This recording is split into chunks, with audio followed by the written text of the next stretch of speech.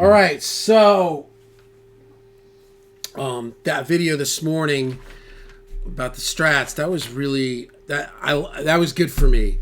I love that Strat, and like I said in the video, I wanted to kind of maybe get, I don't know, but I mean, just it's not that bright, it's actually really solid. Happy. So I'm gonna just go through. This is like kind of the last video before I start making tracks. So we're going to start doing videos with like programming drums and tracking guitars and writing and doing guitar solos and string arrangements and mixing, whatever.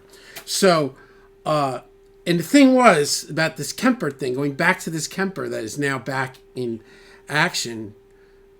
Thank God nobody bought it, because I'm glad I kept it. It's fun to play. That's the other thing. But Kemper's really fun to play for me for a number of reasons, because some of the profiles just make me happy, and it's easy, just click on it and go, and I'm not hearing the amp in the other room, which there's a fun factor to it. So there you go. So, but about 2 years ago, I did a licensing library. If anybody doesn't know what that is, it's where you do a grouping of songs and they put it up somewhere on the net, and then companies or entities or movie companies or television, they listen through all this stuff, and then they pick packages or they pick songs that they want to use in their stuff. So the company that I made this licensing library for got bought out by Warner Brothers, and then it ultimately got bought out by Universal. So my library is on the Universal Music website, which is think the biggest licensing library there is. But in the middle of redoing this, and I had to do some fresh bounces with different versions, and as I was opening up the songs, it was I'd be like, wow, that guitar is killer, man. And I write everything in the comments, the guitar, the amp, the this, the pedal, and man, it was time after time after time. It was Kemper.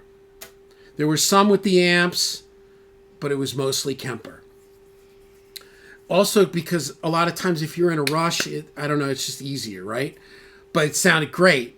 And this Mesa is what I used on that track. So that licensing library got picked up by the NFL, and one of the tracks with this thing on it is being used weekly for the last year on NFL Today. So sexy checks are coming in. So that's nice.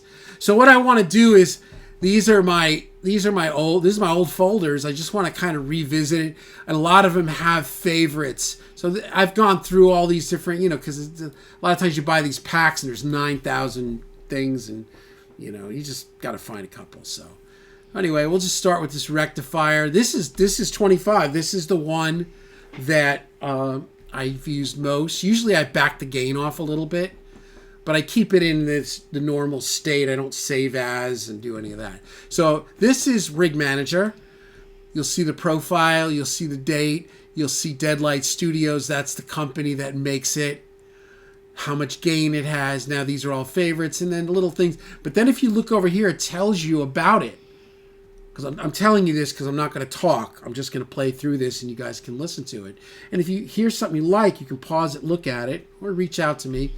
But, this tells it this was made in 2006, dual rectifier. The guy had EMG pickups on it. He was set for tube rectifier, I guess, Road King 212, cab, vintage 30s, and he was using an R102 and an SM57. So it was a Royer and a 57, garden variety stuff. So anyway, I'm just going to start running through these. I've got my Les Paul, and this is my Epiphone Les Paul. But, and I've got my Strat, so if we get to some clean stuff, I may grab the Strat. But here you go. So just read along. I hope you guys enjoy.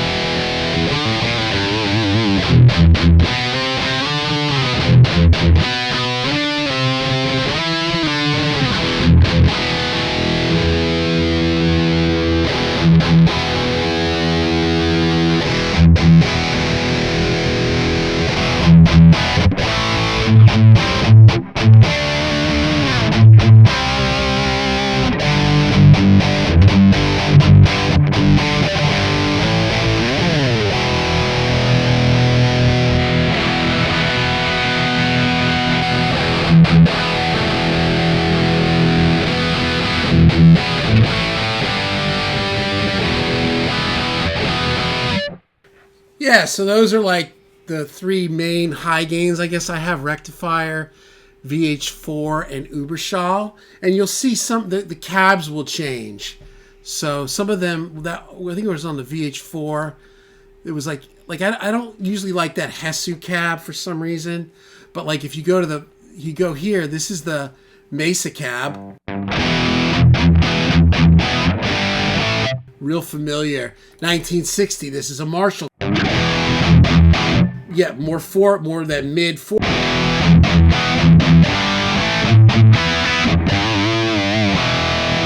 don't know. There you go. Now the Morgan. Some of these are so great. I had a few of them in the initial pack that I got from Michael Britt like 4 years ago, and I called him. I'm like, man, those Morgans are great. He's like, I got a whole pack now. I'll just get the whole pack. So. Yeah, this I'll just use the Les Paul. This is all Michael Britt Morgan. Smaller, than obviously all the other high gain. I don't know, it's kind of weird coming off of the high gain.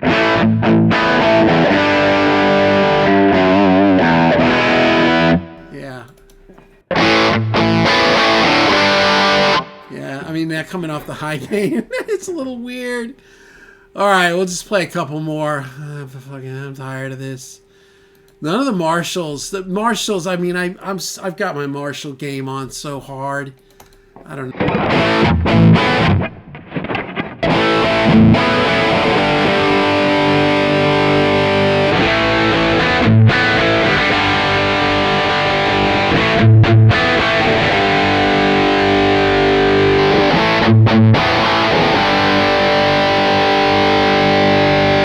See, this is his 69, this is his 72, and that's his Jubilee. So still in.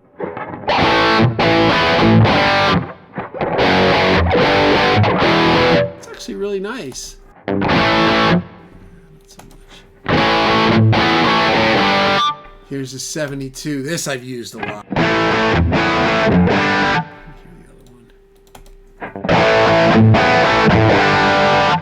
First one, but crank, and some of them come in with a lot of like stereo delay and reverb. Usually I just kind of dry them up at first, but this is his 72. And now his Jube, the Jubilee.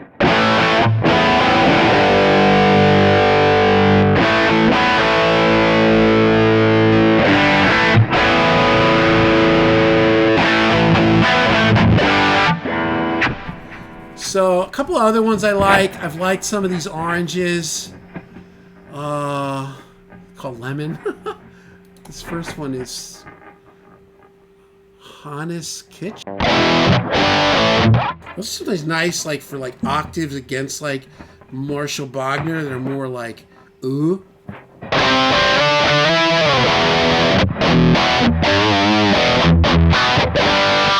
that's useful. That's real ooh. That's nice.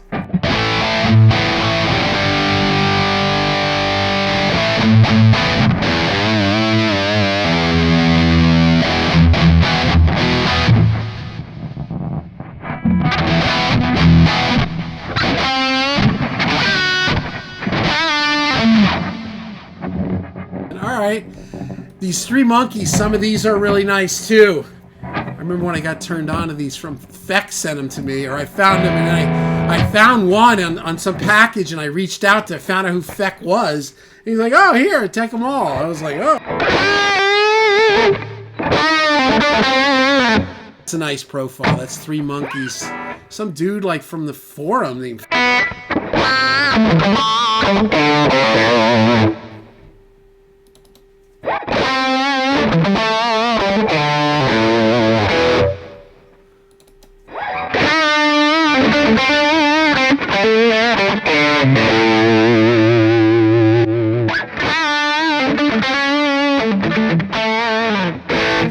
Those are nice.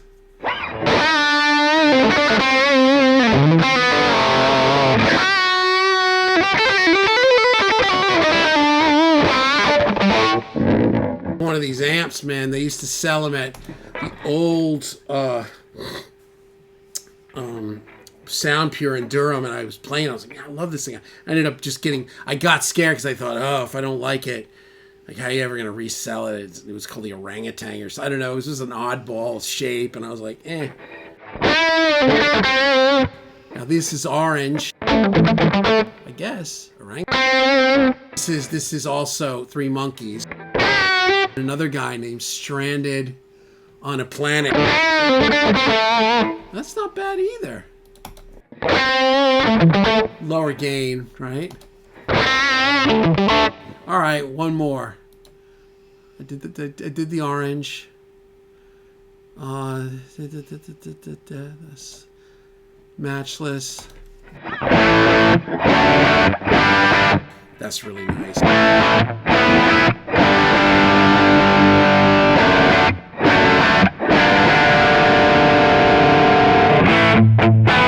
don't like that. It gets ooh, ooh, ooh. This is the one I mainly use. I think this first one. Yeah, I used that for years, man. I like this one too. I like this first one the best. Remember the 15-1-1. You can crank a little bit of gain.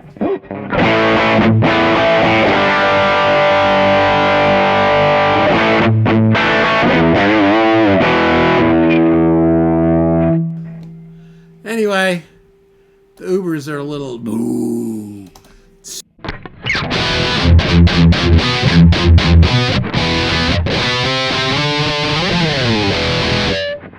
I'm not really a metal guy like that. Well, anyway, that's it. And Diaz, now this guy is famous because he was somebody's guitar tech, like Eddie Van Halen or something, like a bit, or Hendrix or something. And then he made some amps.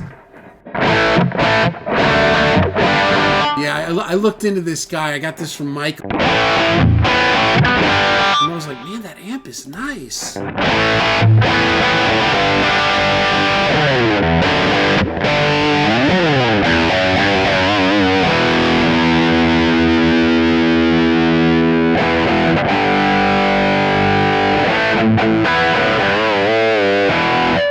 Alright, that's it. So we'll go back to the old 25 rectifier. Turn down a little gain. Maybe add a hair. I don't know. It doesn't matter. Here we go. So these are some of the profiles. I've got other ones on there like Fenders, which maybe we'll do that another day. But we got to go onward and upward. So.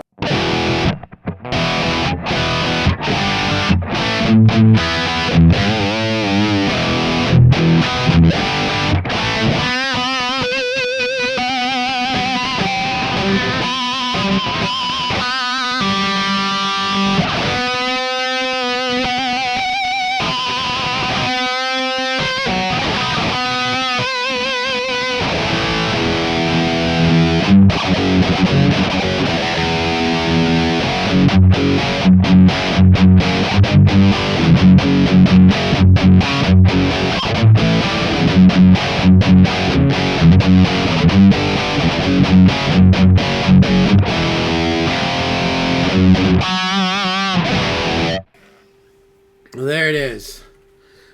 That's it. So I've got to learn songs for this band that I'm playing with, this 80s band. I got to chart like 50, 60 songs.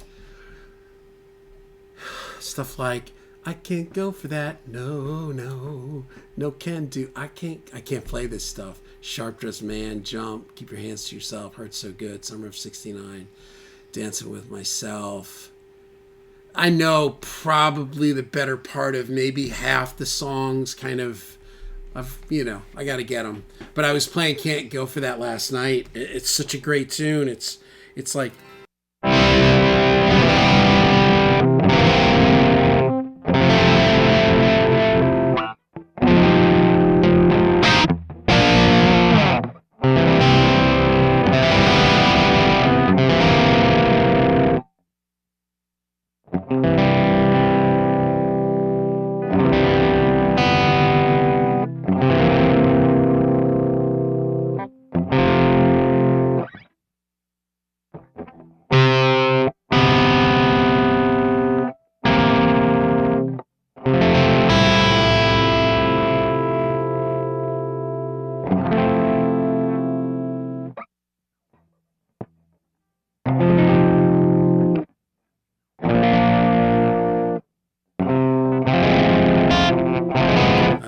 I gotta figure it out. Peace.